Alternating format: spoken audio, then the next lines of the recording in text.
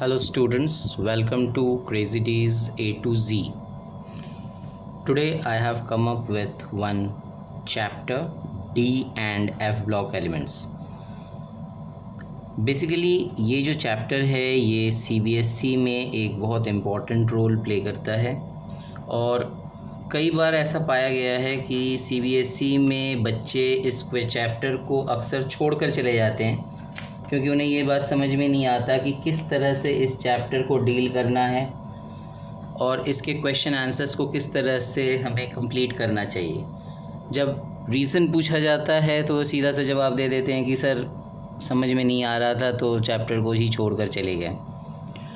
तो बेसिकली ये जो चैप्टर है ये छोड़कर जाने के लिए नहीं है, बल्कि आपके CBSE क्लास 12th में जो 10 चैप्टर्स इस वक्त मौजूद हैं उनमें से ये एक इम्पॉर्टेंट चैप्टर बन चुका है और ये 7 मार्क्स का आता है।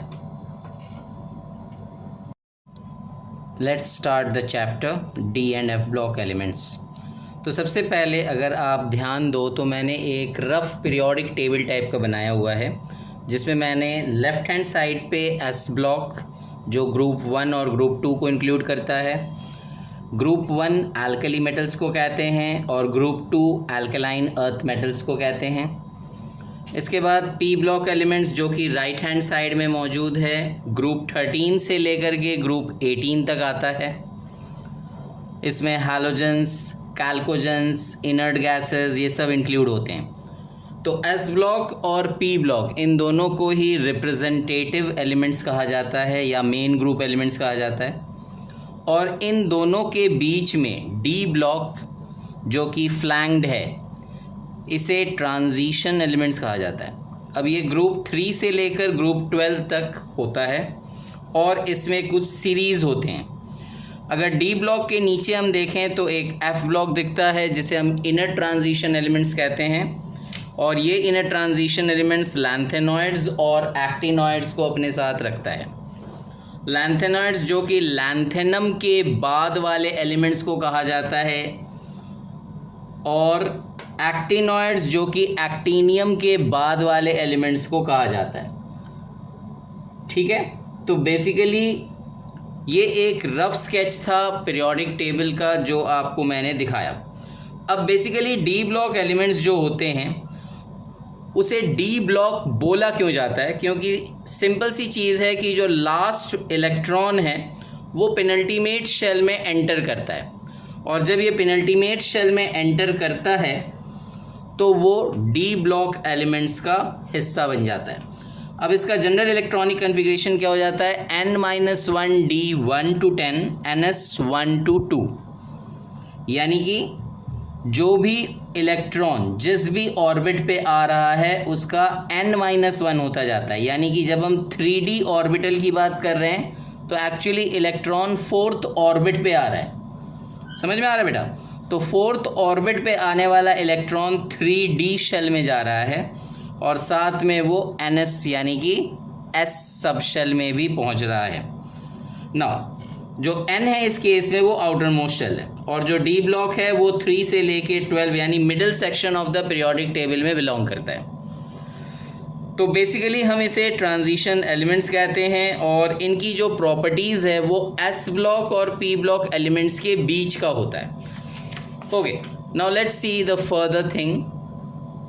अब ये जो ट्रांजिशन एलिमेंट्स हैं ये बेसिकली 3 सीरीज़ रखते हैं अपने अंदर। पहला सीरीज़ है 3D सीरीज़, फिर है 4D सीरीज़ और फाइनली आता है 5D सीरीज़। अगर हम 3D सीरीज़ की बात करें तो scandium, titanium, vanadium, chromium, manganese, iron, cobalt, nickel, copper, zinc ये एलिमेंट्स को रखता है। अब इसके लिए अगर आप चाहो 3D सीरीज़ को अगर आपको याद करना है तो एक सिंपल सा मैंने जो सेंटेंस बनाया हुआ है वो है, सरस्वती तेरी वंदना करूं मन फिर क्यों नहीं कुछ जाने। कुछ इस तरह से मैंने एक सेंटेंस बनाया हुआ है। इसके बाद 4D सीरीज़ है जो कि इटेरियम से लेकर के कैडमियम एटॉमिक नंबर 48 तक आता है। ओके, तो इटेरियम हो गया एटॉमिक नंबर 39 से लेकर कैडमियम 48 तक। उसके बाद आता है 5D सीरीज़ जो कि लैंथेनम 57 से लेकर के मरकरी 80 तक आता है। अब मैं इनके अलग अलग सेंटेंस याद करूं उससे बेटर है कि मैंने तीनों सीरीज़ को एक साथ करके सेंटेंस फॉर्मेशन में याद करने का तरीका निकाला, ताकि किसी भी बच्चे को लिखते टाइम समस्या ना आए, वो एक ही बार में तीनों सीरीज़ को लिख करके और एक ही बार में प्रैक्टिस कर ले। तो जैसे यहाँ पे अगर आप देखो 3D 4D और 5D के लिए मैंने एक सेंटेंस बनाया है, सेकेंड ईयर लाएंगे, सेकेंड SC ईयर Y लाएंगे LA। इसके बाद टी ज़रा हाफ, नेक्स्ट है वो नवाब था, करोड़ मनी वाला, मन तक रुक, फिर रूठा उसामा, कौन रहेगा इर्रेगुलर, नहीं पढ़ोगे पिटोगे, क्यों आग और, जाने कनाडा होगा। तो ये एक सेंटेंस फॉर्मेशन था जिसमें मैंने इजी फॉर्मेट लिया है, ताकि आपके जो ट्रांजिशन एलिमेंट्स हैं उन्हें आप आसानी से याद कर लें और आपको दिक्कत भी ना आए। फाइन। इसके बाद एफ ब्लॉक एलिमेंट्स को देखते हैं। बेसिकली एफ ब्लॉक एलिमेंट्स की समस्या सबसे ज़्यादा रहता है बच्चों को, मैंने सबसे ज़्यादा देखा है बच्चे परेशान होते हैं कि सर इसमें इलेक्ट्रॉनिक कन्फिग्रेशन पूछ लेता है, इसका नाम याद नहीं हो पाता है, बड़ी दिक्कत हो जाती है वगैरह वगैरह। Now basically F block elements जो है वो स्टार्ट कहाँ से होता है, ग्रुप 3 से लेकर के ग्रुप 12 के बीच में ही सारी चीज़ें हैं, और जो लैंथेनॉइड सीरीज़ है वो एक्चुअली 6th पीरियड से स्टार्ट होता है। अब इसमें जो लैंथेनम है वो एक्चुअली एफ ब्लॉक एलिमेंट्स नहीं है, दैट इज़ एटॉमिक नंबर 57। तो एक्चुअली लैंथेनम जो है वो डी ब्लॉक एलिमेंट का पार्ट है, और जो आपका एफ ब्लॉक एलिमेंट स्टार्ट हो रहा है वो है एटॉमिक नंबर 58 यानी सीरियम से। ओके, तो बेसिकली ग्रुप 3 जो कि सीरियम है एटॉमिक नंबर 58 यहाँ से स्टार्ट हो रहा है, और ल्यूटेटियम 72 एटॉमिक नंबर 72 तक आ रहा है। ओके, नाउ सी, इसको याद करने के लिए मैंने लैंथेनम का जस्ट यूज़ किया है ताकि सेंटेंस फॉर्म हो जाए। अब LA के लिए आप चाहो तो लड़की यूज़ कर लो या लड़का यूज़ कर लो, दैट्स अप टू यू। तो मैं एक सेंटेंस बता रहा हूँ, जैसे लड़का से परेशान नंद पंडित ने शाम को एक की गर्दन तोड़ दी, होगी इधर तमाशा अब लंबा। तो बेसिकली यहाँ पे LU जो है दैट इज़ लंबा, यहाँ पे ये होगा मैंने गोल कर दिया था, बेसिकली इसकी अब हमें ज़रूरत नहीं है। तो सीधा सीधा सा क्या है, लड़का यानी LA से CE, परेशान PR, नंद ND, पंडित PM, ने शाम SM, को एक EU, की गर्दन GD, तोड़ TB, दी DY, होगी HO, इधर ER, तमाशा TM, अब YB, लंबा LU। तो ये एक सिंपल सा सेंटेंस है जिसे आप याद कर लो तो आपके लिए इजी फॉर्मेट में हो जाएगा। नाउ इसके बाद दूसरा जो आता है वो है एक्टिनॉइड सीरीज़। एक्टिनॉइड सीरीज़ जो कि 7th पीरियड में आता है, इसके लिए एक्टिनियम 89 जो कि फिर से एफ ब्लॉक एलिमेंट का पार्ट नहीं है, ये डी ब्लॉक एलिमेंट है, और हमारा 7th पीरियड का एक्टिनॉइड स्टार्ट होता है एटॉमिक नंबर 90 थोरियम से ले करके लॉरेंशियम 103 एटॉमिक नंबर तक। ओके, अब इसके लिए एक सेंटेंस है, अकेले थोड़ा पढ़ा हूँ न्यूज़पेपर पुराना, आम कम बिके कैफ़े में, ऐश फरमाए मैडोना नोरा और लारा।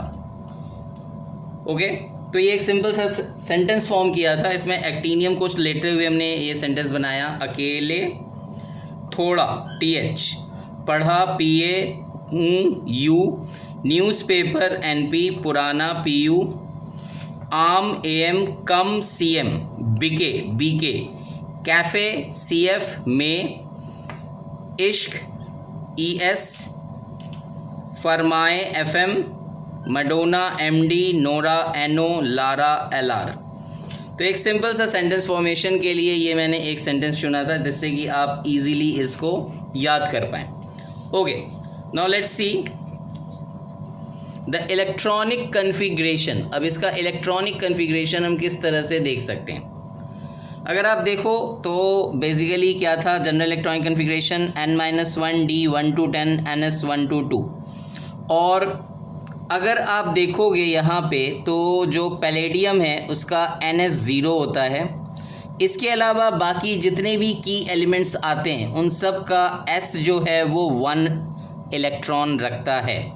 ओके, तो let's start with the key elements. अगर आप की एलिमेंट्स की बात करूं मैं तो मैंने एक देखो की फॉर्म में यहाँ पे एक लाइन ड्रॉ किया हुआ है, एक की तरह आपको दिख रहा है.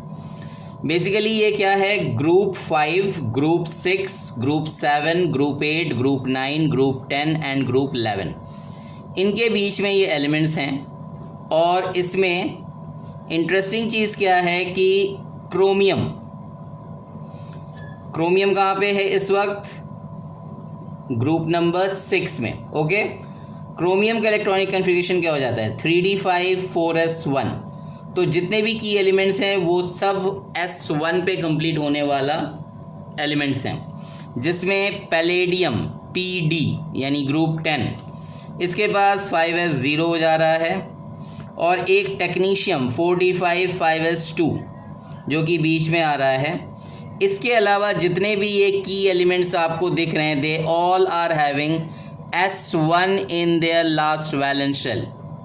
ओके, तो they are the key elements जिनका खासा यूज़ है and they all are half filled elements. That means what, key elements मैंने क्यों बोला, because they all are half filled elements except who, one is technetium, another is palladium.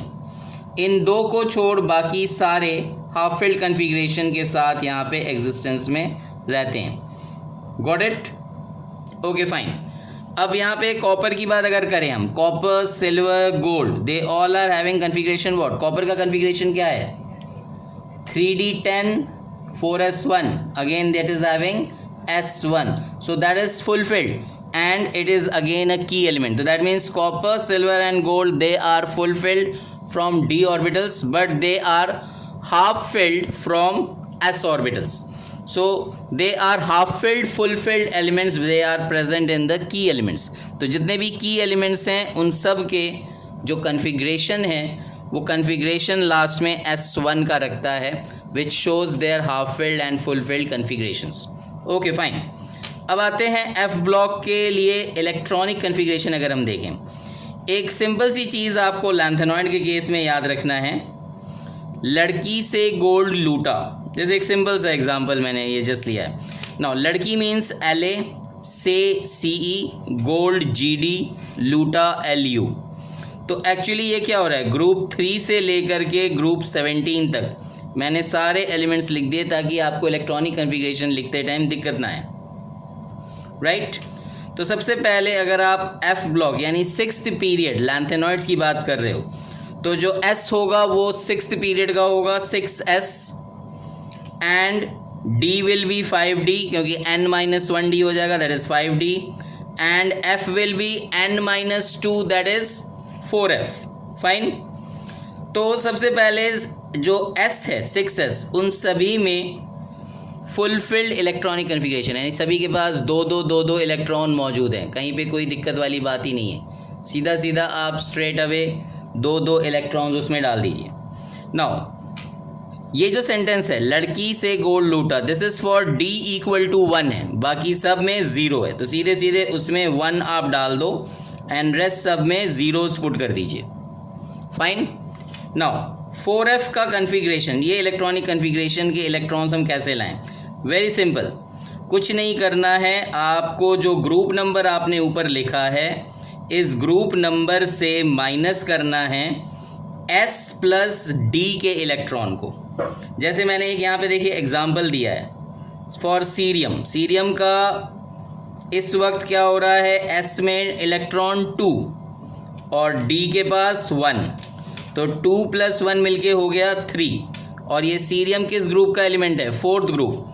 तो that means group number 4 minus S plus D electron 3, 4 minus 3 becomes 1, तो that means 4f is 1। इसी तरह से अगर आप पूरे पे आते हो तो हर एक केस में आपको यही कन्फिग्रेशन के तहत इलेक्ट्रॉनिक कन्फिग्रेशन F का भी निकाल लोगे। जैसे अगर आपको ल्यूटेटियम का निकालना है, दैट इज़ व्हाट, ल्यूटेटियम क्या है, Lu, राइट। और ल्यूटेटियम का ग्रुप नंबर क्या हो गया, 17th ग्रुप है। इसमें से हमें माइनस करना है S और D के इलेक्ट्रॉन को। ल्यूटेटियम 17th ग्रुप में S में 2 है और D में 1 है, यानी 2 + 1 इज 3, तो 17 minus 3 becomes how much, 14। तो ये 14 इलेक्ट्रॉन आ गया आपका 4f में। तो that means what, electronic configuration अगर आपको ल्यूटेटियम का लिखना है तो what will be the electronic configuration of lutetium, it will be 6s2 then 5d1 and 4f14, ये हो गया इसका इलेक्ट्रॉनिक कन्फिग्रेशन। ठीक है, इज़ इट क्लियर? यहाँ तक में अगर कोई डाउट नहीं है तो मैं आगे बढ़ जाऊँगा, अदरवाइज़ अगर कोई डाउट है तो आप एक बार पूछ सकते हैं।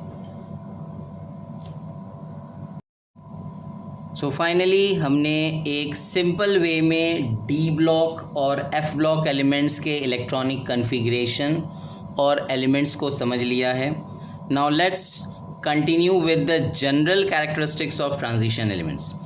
अब यहाँ पे कुछ जनरल कैरेक्टरिस्टिक्स को मैंने एक्सप्लेन करने के लिए लिया है। जैसे first point, all transition elements have typical metallic property. अब ये जो मेटालिक प्रॉपर्टी होता है ये क्या क्या होता है? टिपिकल मेटालिक प्रॉपर्टी का मतलब क्या हुआ? आप बचपन से पढ़ते आ रहे हो, मेटालिक प्रॉपर्टी का मतलब जिसका टेंसाइल स्ट्रेंथ होगा। अब अगर ये मेटल है तो डेफिनेटली हाई होगा। Ductility, malleability, thermal and electrical conductivity, और इसका अपना एक मेटालिक लेस्चर भी होगा। तो सीधी सी बात है, मेटल्स का जो कंडक्टिविटी है वो काफ़ी अच्छा होता है, इसलिए हाई थर्मल या इलेक्ट्रिकल दोनों कंडक्टिविटी हो सकता है, क्योंकि ईजिली इलेक्ट्रॉन्स जो हैं फ़्लो कर सकते हैं। अगर हम मेटालिक लेस्चर की बात करें तो सीधी सी बात है, एक शाइन जो आप मेटल के ऊपर देखते हो, जैसे इस वक्त मेरे हाथ में ये पेन है, it's shining just because of the metallic lustre. Definitely अगर इसको मैं किसी इलेक्ट्रिकल बोर्ड से कनेक्ट कर दूंगा तो ये करंट भी पास करेगा, right, due to its free electrons present in it. Malleability and ductility, malleability ductility आपने क्लास 10th में भी पढ़ रखा है। टेंसाइल स्ट्रेंथ मतलब उसको किस हद तक हम उसे खींच कर देख सकते हैं और उसकी टेंसिलिटी को चेक कर सकते हैं, that is the tensile strength. Now except mercury जो कि लिक्विड है रूम टेम्परेचर पे, इंपॉर्टेंट चीज़ है, mercury which is a liquid at room temperature, बाकी के जो ट्रांजिशन एलिमेंट्स हैं they have typical metallic structures and they have typical metallic properties. इनके हाई मेल्टिंग और बॉइलिंग पॉइंट होते हैं क्योंकि डेफिनेटली इनका हाई हीट ऑफ वेपराइजेशन होता है। जितने भी ट्रांजिशन एलिमेंट्स हैं इनकी डेंसिटी ऑफ कोर्स हाई होता है as compare to group 1 and group 2 of S block elements. ठीक है, they are electropositive in nature and most of them form coloured compounds. अब ये जो कलर्ड कंपाउंड्स का चक्कर है ये हम आपको इसी चैप्टर में थोड़ा आगे जाके समझाते हैं, बट हाँ डेफिनेटली दे इलेक्ट्रोपॉजिटिव तो हैं, no doubt. Cu+, Cu2+, Zn+, Zn2+, Cr2+, ये सारे के सारे इलेक्ट्रोपॉजिटिव एलिमेंट्स हैं, that is they have the tendency to lose electron easily. Okay, they have a good tendency to form complexes. आप जितने भी कोऑर्डिनेशन कंपाउंड्स देखोगे वो सब ट्रांजिशन एलिमेंट से ही मिलकर बनते हैं। So they are good in forming the complexes. और अगर आप ध्यान दो तो इनकी अपनी वेरिएबल ऑक्सीडेशन स्टेट्स होती हैं, that is they have the tendency to lose electron more than 1, 2, 3 depending upon the situation, किस तरह से इलेक्ट्रॉन आ रहे हैं या जा रहे हैं बेस्ड ऑन दैट। और इनकी जो अच्छी आदत है that is what, they act as a Lewis acid while forming the complexes. और जो भी लीगेंड्स आते हैं जुड़ने के लिए they act as a Lewis base, यानी कि वो lone pair of electron donate करते हैं और ये मेटल्स जो हैं उन लोन पेयर ऑफ इलेक्ट्रॉन्स को एक्सेप्ट करने की एक काबिलियत रखते हैं। their compounds are generally paramagnetic in nature. Paramagnetic का मतलब क्या हुआ? lone pair of electron जिसमें मौजूद होगा, and they can easily form alloys with other metals. Okay, so now let's start the general properties one by one, ताकि थोड़ा सा हम और क्लियर हो पाएँ कि किस तरह से ये काम कर रहा है. Let's start with the first point, that is atomic radii. Now अगर हम atomic radii of transition elements की बात करें तो ये कुछ इंटरमीडिएट होता है between S and P block elements. जो भी एस ब्लॉक के एलिमेंट्स हैं या जो भी पी ब्लॉक के एलिमेंट्स हैं, उनके बीच का ये कहीं पे एक जगह पे हिस्सा बनता है जो कि रेडियस को दिखाता है. अब जो एटॉमिक रेडियाई होते हैं, that is having something that is interesting. Starting में ये एटॉमिक रेडियाई धीरे धीरे डिक्रीज़ करता है जैसे जैसे एटॉमिक नंबर बढ़ता है. अगर हम फर्स्ट ट्रांजिशन सीरीज़ की बात करें तो एटॉमिक रेडियाई डिक्रीज़ करता है स्कैंडियम से लेकर के क्रोमियम तक, और फिर अचानक ही क्रोमियम से लेकर कॉपर तक वो कांस्टेंट हो जाता है, एक जैसा बन जाता है. नाउ अगर मैं इसका आपको ग्राफ दिखाऊं तो मैंने इसका एक ग्राफ अलग से ड्रॉ कर रखा है. Let's see the first the graph for this. मैंने आपको अभी क्या बताया कि इस केस में स्कैंडियम से जैसे जैसे एटॉमिक नंबर बढ़ रहा है, धीरे धीरे ये घट रहा है. क्रोमियम तक घटा, और फिर क्रोमियम से लेकर के लगभग निकल और कॉपर तक ये कांस्टेंट बना रहा, और फिर लास्ट में अचानक से जाके ये बढ़ गया. Okay, now let's see the why. अब एक्सप्लेनेशन इसका क्या है. जो एटॉमिक रेडियस है डिक्रीज़ हो रहा है अलोंग द पीरियड. शुरुआत में जो इसका डिक्रीज़ है along the period due to increase in atomic number, उसके पीछे का मेन कारण क्या है? That is due to the nuclear charge, जो अचानक से बढ़ता है due to the increase in nuclear charge. और इस वजह से जैसे जैसे स्कैंडियम से हम क्रोमियम की तरफ आ रहे हैं with increase in atomic number, there is decrease in atomic radii due to increase in nuclear charge. Okay, fine. Now at the end of each period there is a slight increase in atomic radii. अगर आप देखो तो थोड़ा सा slight increase हो रहा है. This is the present thing. आप यहाँ पे देखो हर एक पार्ट में, यहाँ से फिर अचानक से ये बढ़ गया, प्लैटिनम के बाद ये यहाँ से बढ़ गया. हर एक केस में अगर आप देखो, ये 3D सीरीज़ है, ये 4D सीरीज़ है, ये 5D सीरीज़ है. स्टार्टिंग में ये घट रहा है, मॉलिब्डेनम तक घटा, टेक्नीशियम तक आया, और फिर टेक्नीशियम से पैलेडियम तक कॉन्स्टेंसी बनी रही, फिर अचानक से बढ़ गया. इस केस में भी अगर आप देखो, लैंथेनम से धीरे धीरे घटता हुआ ये ओस्मियम तक आया, और फिर ये धीरे धीरे ऊपर की तरफ जा रहा है. Now what is the reason behind all this. अब ये जो लास्ट में एंड की साइड में किसी भी सीरीज़ में आप देख रहे हो कि धीरे धीरे ये बढ़ रहा है. रीज़न क्या है? क्योंकि वहाँ पे इलेक्ट्रॉन रिपल्शन बढ़ रहा है. जैसे जैसे इलेक्ट्रॉन्स ऐड होते जा रहे हैं, इलेक्ट्रॉन एक दूसरे को रिपल करता जा रहा है. और सीधी सी बात है, जैसे जैसे ये ग्रुप 12 तक पहुंच रहा है, नंबर ऑफ़ इलेक्ट्रॉन्स भी बढ़ते चले जा रहे हैं, और अकॉर्डिंगली उनके बीच में एक रिपल्शन शुरू हो रहा है, क्योंकि इलेक्ट्रॉन्स एक के बाद एक ऐड होता जा रहा है सेम ऑर्बिटल पे. और इसकी वजह से क्या होता है, जो अट्रैक्टिव फोर्स है न्यूक्लियर चार्ज की वजह से, जो अट्रैक्टिव फोर्स है वो बढ़ता जाता है, और उसकी वजह से इलेक्ट्रॉन क्लाउड धीरे धीरे एक्सपैंड होना शुरू कर देता है, और इसकी वजह से साइज़ बढ़ना स्टार्ट हो जाता है. इसलिए लास्ट में, किसी भी सीरीज़ के लास्ट में आप देखोगे कि साइज़ बढ़ना स्टार्ट हो गया. हर एक केस में लास्ट में जाके आपका साइज़ बढ़ रहा है. That is just because of the reason कि यहाँ पे क्या हो रहा है, there is straight forward excitation of the attractive force due to the nuclear charge, which is increasing the electron cloud expansion, and this leads to the increase of size at the end of the series. Okay, now see next topic, metallic character and the enthalpy of atomization. Now what is the metallic character of transition element is, why it is there? It is due to the relatively low ionization enthalpy and number of vacant d orbitals in the outermost shell. सीधी सी बात है, metallic character किसी भी metal में अगर आप देख रहे हो, that is just because of its relatively low ionization enthalpy. Low ionization enthalpy का मतलब क्या हुआ, इलेक्ट्रॉन डोनेट करने की टेंडेंसी, और उस दौरान जो एनर्जी रिलीज हो रहा है वो कंपैरेटिवली कम है, that is low ionization enthalpy. और उसके साथ साथ वैकेंट डी ऑर्बिटल्स का वैकेंट डी ऑर्बिटल्स का क्या रहना, कम भी रहना. That is also one of the most important reason. Now the hardness of these metal. Hardness क्यों होता है, जैसे मैंने ये पेन पकड़ा हुआ है, इट्स क्वाइट हार्ड. क्यों है ये? It simply suggest that there is a presence of strong bonding between its atoms. And why does this bonding is all about? This is due to the overlapping of unpaired electrons. जो भी उसके बीच में unpaired electrons हैं, they are overlapping each other, and due to this it is making the substance hard, और इसलिए metals are comparatively hard. Okay, अब जैसे मेरे पास यहाँ पे ये एक देखिए, this is again a metallic plane, it's a watch, and this is again same thing, it's having a hardness, काफ़ी hard है.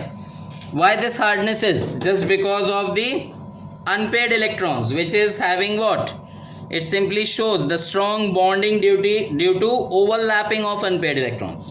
Okay, now greater the number of unpaired d electrons, जितना ज़्यादा unpaired d electrons होंगे, greater is the number of bond, and therefore greater is the strength of these bonds. समझ में आ रही है बात? तो this is the main impact of this thing. Okay, now let's see as we move from left to right. अब जैसे जैसे हम लेफ्ट टू राइट जाते हैं along the series, number of unpaired electrons क्या हो रहा है, धीरे धीरे बढ़ता जाता है.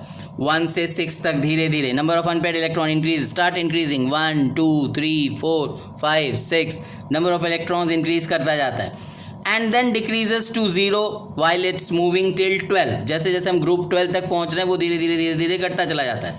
You can see over here 1 2 3 4 5 6, फिर इसके बाद यहाँ पे फिर नीचे आ गया 3 2 1 0. तो ये धीरे धीरे घटता जा रहा है. Okay, now chromium, molybdenum and tungsten, they have a maximum number of unpaired electrons. क्यों? क्योंकि वो बिल्कुल सीरीज के बीच में आते हैं. मैंगनीज, राइट, मैंगनीज के बाद ही 4D सीरीज़ में मोलिब्डेनम के बाद 5D सीरीज़ में tungsten, that is W. They all are the centre most attraction. Manganese के बाद ये हो गया 3D सीरीज़. 4D सीरीज़ में कौन आ रहा है, मोलिब्डेनम MO. उसके बाद नेक्स्ट सीरीज़ में tungsten W. They all are the mid range elements, और इनका maximum number of unpaired electrons पहुंच जाता है, and therefore they are very hard and does not have maximum enthalpy of atomization. समझ में आया? तो इसकी हार्डनेस की वजह से इसकी एंथैल्पी ऑफ एटमाइजेशन भी मैक्सिमम हो जाता है, and this is just because of the presence of unpaired electrons. जितना ज़्यादा नंबर ऑफ अनपेयर्ड इलेक्ट्रॉन्स होंगे उतना ज़्यादा उसकी हार्डनेस होगी. जितना वो हार्ड है उतना ज़्यादा उसका एंथैल्पी ऑफ एटमाइजेशन होगा. Okay, now fine, let's see the density.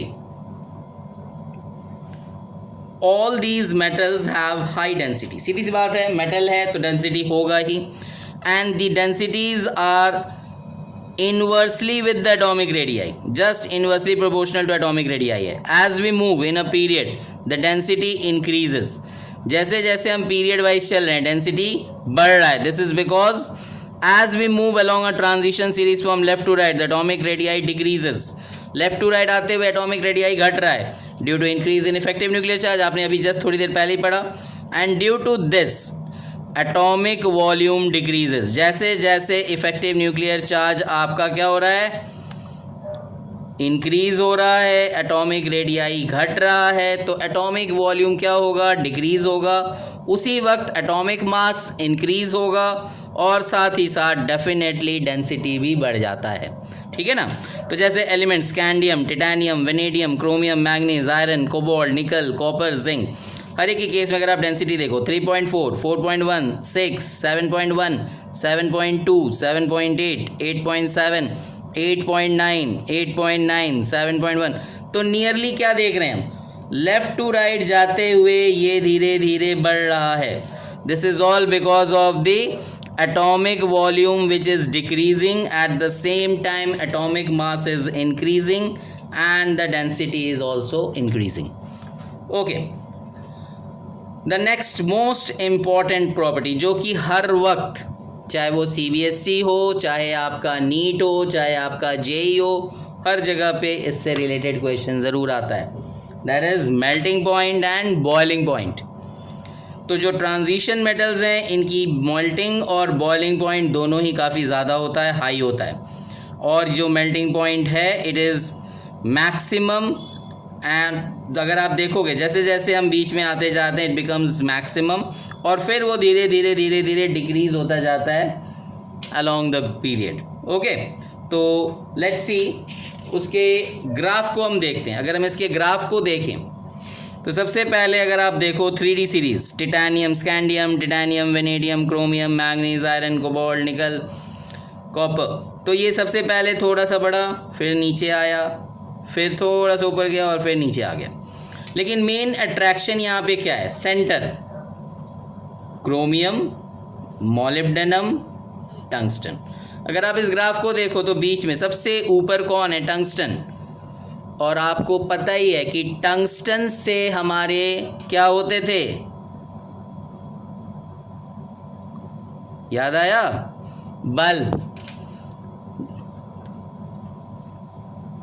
These wires are made up of tungsten wires. Why? Because they have the maximum melting and boiling point. इस वजह से ही टंगस्टन वायर के bulbs का use होता था। तो bulb में जो टंगस्टन वायर यूज़ होता था that is just because of this reason. आज के डेट में डेफिनेटली हम LED बल्ब्स यूज़ करने लग गए, but when we were small we used to study under this type of lamps and this type of bulbs, तो they were having the tungsten present inside them. Okay, magnesium and technetium metals have abnormally low melting point. अगर हम यहाँ पर देखें manganese and technetium, अब आप देखो यहाँ पे मैंने थोड़ा सा इसको नीचे दोनों को किया हुआ है। Manganese and technetium they have slightly abnormally low melting point है। अब हम इसका एक्सप्लेनेशन समझते हैं। क्या एक्सप्लेनेशन है? The high melting and boiling point of these metals are due to strong metallic bonding between the atoms of these elements. सीधी सी बात है, मेटल्स के अंदर क्या चल रहा है? इलेक्ट्रॉन सी मॉडल आपने पढ़ा होगा। एक इलेक्ट्रॉन एक जगह से दूसरी जगह पे इजीली फ्लो कर सकता है, और जो भी पॉजिटिव हैं वो they are the kernels present in the electron sea. So the metallic bonding जो प्रेजेंट है एलिमेंट्स के अंदर, that is the main reason for the melting and boiling points. Now greater the number of valence electron, जितना ज़्यादा valence electron होगा stronger will be the metallic bonding and consequently melting point high हो जाएगा। इसका मतलब जैसे जैसे हम लेफ़्ट टू राइट आते हैं मेटालिक स्ट्रेंथ बढ़ता जाता है, मिडिल तक, यहाँ तक आए हम, मिडिल तक आए, इंक्रीज़ होता चला गया। और ये क्यों इंक्रीज़ हुआ? क्योंकि यहाँ पे अवेलेबिलिटी ऑफ अनपेयर्ड इलेक्ट्रॉन्स बढ़ता चला गया। क्रोमियम तक आते आते 5 इलेक्ट्रॉन अनपेयर्ड इलेक्ट्रॉन्स की बात कर रहा हूँ, 5 अनपेयर्ड इलेक्ट्रॉन्स पहुँच गया, तो D5 कन्फिग्रेशन मिल गया। इसलिए क्या हुआ? सीधा मेल्टिंग पॉइंट बढ़ गया। और फिर उसके बाद डिक्रीज़ होना स्टार्ट हो गया, क्योंकि वहाँ पे क्या हुआ? जो अनपेयर्ड इलेक्ट्रॉन्स की अवेलेबिलिटी है वो धीरे धीरे घटने लग गया। इसकी वजह से मेल्टिंग पॉइंट और बॉइलिंग पॉइंट में भी घटना शुरू हो गया। तो जो एलिमेंट्स ऑफ ग्रुप 12 हैं, जैसे जिंक, कैडमियम, मरकरी, जो लास्ट के होते हैं एलिमेंट्स ग्रुप 12 वाले, they are quite soft with low melting points. इसका रीज़न क्या है? अब जैसे मरकरी की बात करें, mercury is liquid at room temperature. जैसे जिंक, कैडमियम, मरकरी, ये सब क्या हो गए? They behave typically because they have no unpaired electrons. उनके पास कोई अनपेयर्ड इलेक्ट्रॉन्स है ही नहीं, इसलिए वो हार्ड नहीं है, सॉफ्ट हैं। सॉफ्ट हैं इसका मतलब क्या हुआ? उनकी मेल्टिंग बॉइलिंग पॉइंट कम हो गई। आई बात समझ में? So this is the most important point जो आपको जानना बहुत ज़रूरी था। Okay, now let's start with the another topic, एक और important topic, oxidation state. Okay, जो ट्रांजिशन मेटल्स होते हैं they exhibit a variable oxidation state in their compound. This means that their atoms can lose different number of electrons simply due to the participation of inner n-1d electrons in addition to the outer ns electrons. सीधी सी बात है, ns और n-1d electron का ही सारा खेल है। जितने गए या जितने आए, that is depending upon the variable oxidation state, and this is all because of the energy of ns and n-1d substance. समझ में आई बात? तो जैसा पार्टिसिपेशन होगा n-1d इलेक्ट्रॉन का या ns इलेक्ट्रॉन का, उसके बेसिस पे ऑक्सीडेशन स्टेट डिफर कर जाएगा। Now lower oxidation state is generally shown when only ns electron participates in bonding. तो जितने भी लोअर हैं +3 +2 +2 +2 ये जितने भी +1 +2 ये जितने भी दिख रहे हैं, this is all because of just the participation of NS electron. And the higher oxidation states are exhibited when both NS and N-1d electron takes part in bonding. जैसे यहाँ पे +3 +4 +4 +5 +6 +7 ये जो आप देख रहे हो ये क्या शो हो रहा है कि यहाँ पे NS के साथ साथ N-1d इलेक्ट्रॉन भी पार्टिसिपेट कर रहा है, जिसकी वजह से ऑक्सीडेशन स्टेट में वैरी कर जा रहा है. Now the small oxidation state at the extreme left hand, जैसे स्कैंडियम टिटैनियम, इनका ऑक्सीडेशन स्टेट कम ही है, +3 +2 इतना ही. This is due to lesser number of electrons to lose और शेयर, सीधी सी बात है ना. At the extreme right hand जैसे हम देखें कॉपर जिंक, इनके केस में क्या, it is due to large number of D electron, so only few orbitals are available in which electron can share. इसलिए भी इनके केस में +1 और +2 ही दिख रहा है, क्योंकि इस केस में क्या हो गया, इतने सारे डी इलेक्ट्रॉन्स आ गए हैं कि सारे के सारे पेयर्ड हो रखे हैं. तो जब फुलफिल्ड इलेक्ट्रॉन्स हैं तो उसमें से हटेगा कौन और जाएगा कौन, इसलिए ना तो वहाँ पे शेयर हो सकता है ना ही पार्टिसिपेट करेगा वो बॉन्डिंग के लिए, इसलिए वहाँ पे भी ऑक्सीडेशन स्टेट कम हो गया. सबसे ज़्यादा इन्फ्लुएंसिंग कौन रहता है at the middle of the series. अगर आप मिडल ऑफ द देखोगे सीरीज़ का तो वहाँ पे oxidation state is nearly equal to the number of electrons in the s orbital or equal to the sum of s and d orbital electrons. सीधी सी बात है. क्रोमियम +4 +5 +6, मैंगनीज में +4 +5 +6 +7, सीधी सी बात है. जितने ज़्यादा अनपेयर्ड इलेक्ट्रॉन्स आते जा रहे हैं उतना ज़्यादा उसका ऑक्सीडेशन स्टेट बढ़ता जा रहा है. Okay fine. Now let's see the another thing, formation of coloured ions. मैंने स्टार्टिंग में ही आपको ये बताया था कि हम इसमें बात करेंगे. अब जो कोई भी कंपाउंड ट्रांजिशन मेटल्स का दिखता है वो ज़्यादातर कलर्ड ही दिखते हैं, चाहे कॉपर देख लो नीले रंग का, आयरन देख लो हरे रंग का, मैंगनीज थोड़ा सा पीच कलर का या पिंक कलर का, सबके अपने अपने कलर्स फिक्स हो रखे हैं और ये सब के सब सॉलिड फॉर्म में एग्जिस्ट करते हैं, इनका सोल्यूशन भी आराम से बन जाता है. अब ये क्यों दिखता है, this is just due to the presence of incomplete N-1d subshell. Okay, तो ट्रांजिशन मेटल आयंस को अगर आप देखो तो इलेक्ट्रॉन्स जो हैं इजीली प्रोमोट हो सकता है एक एनर्जी लेवल से दूसरे एनर्जी लेवल तक, यानी 1d ऑर्बिटल से दूसरे d ऑर्बिटल तक इजीली चला जाता है, और इसे हम क्या कहते हैं, dd ट्रांजिशन. तो जितना अमाउंट ऑफ एनर्जी हमें चाहिए होता है एक इलेक्ट्रॉन को एक्साइट करके अगले हायर एनर्जी स्टेट पर पहुंचाने के लिए, that corresponds to the certain colours of visible light. तो एक सर्टेन विजिबल लाइट की फ्रीक्वेंसी को ऐप अपने अंदर अब्जॉर्ब करता है और फिर उसे रिफ्लेक्ट कर देता है. That is why it promotes the colour and due to which formation of coloured ions is easily seen. Now the magnetic property, ये एक और इम्पॉर्टेंट टॉपिक है जो कि अक्सर CBSE में क्वेश्चन पूछा जाता है. मैग्नेटिक प्रॉपर्टीज़ होते क्या हैं, सीधी सी बात है, अनपेयर्ड इलेक्ट्रॉन्स अगर प्रेजेंट है पैरामैग्नेटिक, नहीं है डायमैग्नेटिक. तो पैरामैग्नेटिक सब्सटेंस कौन है, which are attracted by magnetic field, जो मैग्नेटिक फील्ड की तरफ अट्रैक्ट होगा, and are having the presence of unpaired electron. Diamagnetic कौन है, जो मैग्नेटिक फील्ड में रिपेल होगा and which arises due to the presence of paired electrons. जितने ज़्यादा पेयर्ड इलेक्ट्रॉन्स उतना ज़्यादा वो डायमैग्नेटिक. अब मैग्नेटिक कैरेक्टर को पूछा जाता है कि how can you calculate its magnetic movement. तो मैग्नेटिक मूवमेंट का एक फॉर्मूला है हमारे पास, mu equal to √n into n+2, जिसे बोर मैग्नेटॉन से रिप्रेजेंट करते हैं. 1 Bohr magneton is equal to 9.27 into 10⁻⁻24 ampere metre square. इसके बेसिस पे आपका कैलकुलेशन होता है और CBSE में हर साल क्वेश्चन फिक्स है, पूछते ही हैं. Okay, now tendency to form complexes. कोई भी ट्रांजिशन मेटल आप देखोगे कोऑर्डिनेशन कॉम्प्लेक्सेस बनाता ही बनाता है. सीधी सी बात है, जो ट्रांजिशन मेटल आयंस हैं वो अपने आप को बाइंड करते हैं एक लीगेंड के साथ, जो कि वहाँ पे एज अ आप समझ सकते हो लुईस बेस की तरह के काम करता है. उस वक्त ये मेटल लुईस एसिड की तरह काम करता है.